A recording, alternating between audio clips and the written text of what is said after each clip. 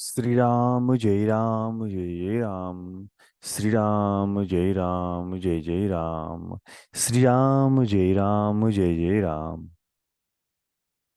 आज हम चूलिका की स्थापना कब करें उसके विषय में कुछ महत्वपूर्ण बिंदु पर चर्चा करने जा रहे हैं। चूलिका जो घर का महत्वपूर्ण स्थान होता है, जहाँ उसकी स्थापना की जाती है, जिसके आधार पर ही हमारा शारीरिक दृष्टिकोण निर्भर करता है, स्वास्थ्य दृष्टिकोण निर्भर करता है। प्राचीन काल में चूलिका शब्द का प्रयोग हमें दिखाई देता है। आधुनिक काल में वह गैस स्टोव, गैस चूल्हा इत्यादि ने उसका स्थान ले रखा है, जिसकी स्थापना हम अपने रसोई घर में करते हैं। रसोई का स्थान वास्तु शास्त्र की दृष्टि से अग्नि कोण में होता है। अग्नि कोण जो दक्षिण और पूर्व का कोण होता है, वह अग्नि कोण माना जाता है। उस स्थान पर चूलिका की स्थापना की जाती है। अब चूलिका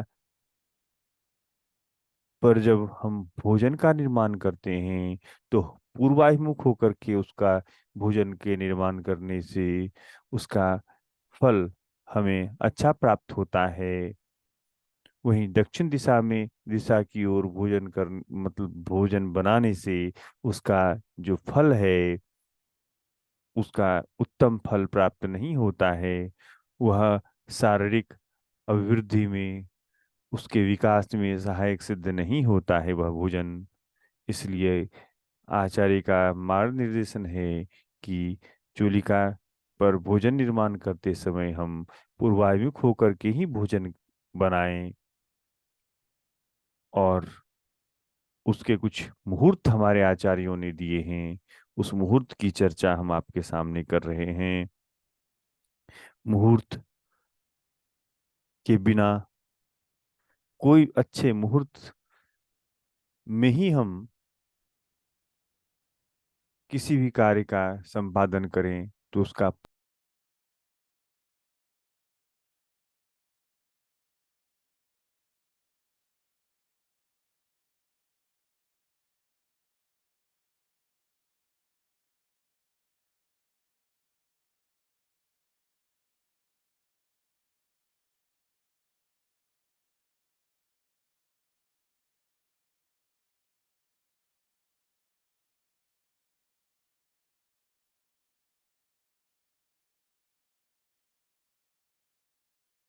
व्यंजन स्वादु कर्त्री तुरग यम। तुरग, यहाँ आचार्य तुरग शब्द की व्याख्या करते हुए बता रहे हैं, तुरग शब्द का अभिप्राय यहाँ अश्विनी नक्षत्र से है। अश्विनी नक्षत्र यम अर्थात भरणी नक्षत्र माना जाता है।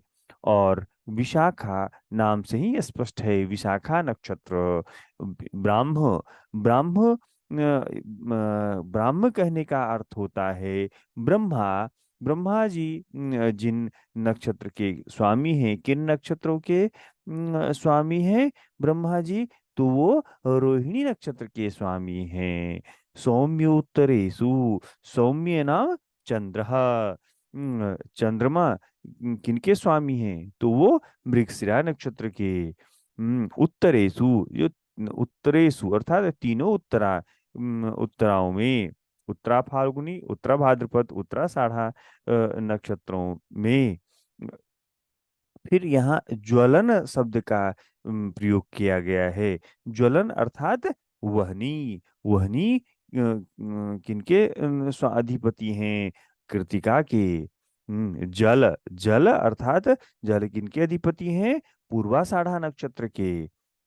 और धनिष्ठा, और मूल तो नाम से ही स्पष्ट है कि धनिष्ठा नक्षत्र और मूल नक्षत्र। शूलायुधेषु, शूलायुधेषु अर्थात इनके उदाहरण करने वाले कौन हैं, भगवान शिव, रुद्र। इन किनके स्वामी है भगवान शिव? शिव आर्द्रा नक्षत्र के स्वामी हैं।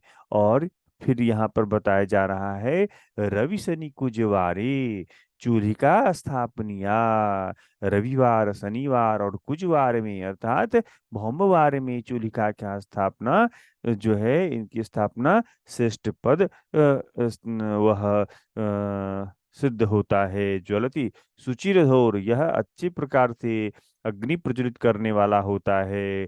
और व्यंजन स्वादुकर्त्री, और अच्छे अच्छे स्वादु भोजन देने वाली यह चूलिका, इन मुहूर्तों में यदि स्थापना की जाए तो ऐसी चूलिका वह श्रेष्ठ और उत्तम फल प्रदात्री होती है। अब यहाँ हम उसकी व्याख्या देख रहे हैं। अश्विनी नक्षत्र, भरणी नक्षत्र, विशाखा नक्षत्र, रोहिणी नक्षत्र, मृगशिरा नक्षत्र, तीनों उत्तरा अर्थात उत्तरा फाल्गुनी, उत्तरा भाद्रपद, उत्तराषाढ़ा नक्षत्रों में, कृत्तिका नक्षत्र, पूर्वाषाढ़ा नक्षत्र, धनिष्ठा नक्षत्र, मूल एवं आर्द्रा नक्षत्रों में, सूर्य, शनि और भौमवासरों में चूलिका स्थापना करनी चाहिए। हमने इसकी व्याख्या पूर्व में आपको बता दिया है कि तुरग, यम, विशाखा, ब्रह्म सौम्योत्तरे।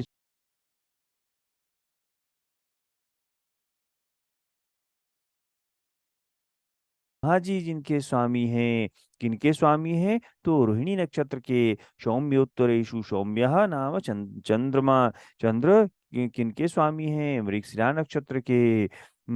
ज्वलन, ज्वलन अर्थात वहनी, वहनी जो है। अब यहाँ पूर्व में सौम्योत्तरेषु भी शब्द का प्रयोग है। उत्तरेषु अर्थात तीनों उत्तराओं में, उत्तरा फाल्गुनी, उत्तरा भाद्रपद, उत्तरा साढ़ा नक्षत्र में।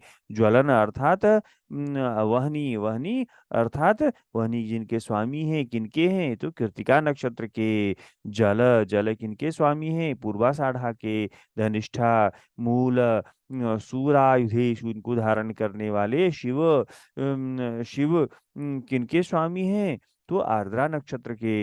रवि शनि कुज वारे, रविवार, शनिवार और मंगल भौमवार के दिन, कुछ अर्थात मंगलवार के दिन चूलिका स्थापना, या चूलिका की स्थापना करनी चाहिए। ज्वलति सुचिर धोर, और यह अच्छी प्रकार से जलती है, और सुस्वादु भोजन का भी निर्माण करती है। ऐसी चूलिका अच्छे स्वादु भोजन का निर्माण करती है। और यह ध्यान रखना चाहिए कि पूर्वाभिमुख होकर के भोजन का निर्माण करें तो और उत्तम फल प्राप्त होगा। तो यह ध्यान देने की आवश्यकता है कि दक्षिणाभिमुख होकर के भोजन नहीं करना भी चाहिए, और ना ही भोजन बनाना भी चाहिए। ये मतलब ये इसका ध्यान अत्यंत ही आवश्यक है कि भोजन किस ओर मुख करके बनाना है और किस ओर मुख करके करना है। पश्चिम दिशा की ओर भी जो है वह भोजन नहीं मुख करके नहीं बनाना चाहिए, क्योंकि वह स्वास्थ्य संबंधी गंभीर परिणाम देने वाले होते हैं। इसलिए इन इन दिशाओं, और दक्षिण दिशा जो यम का स्वामी होते हैं, तो उस दिशाओं में मुख करके भी भोजन नहीं बनाना चाहिए। आशा करते हैं हमारे जो ये वक्तव्य हैं वह आप लोगों के लिए हितकारक सिद्ध होगा। इतना कहकर मैं अपने वाणी को यहीं पर समाप्त करता हूँ, विराम देता हूँ। धन्यवाद।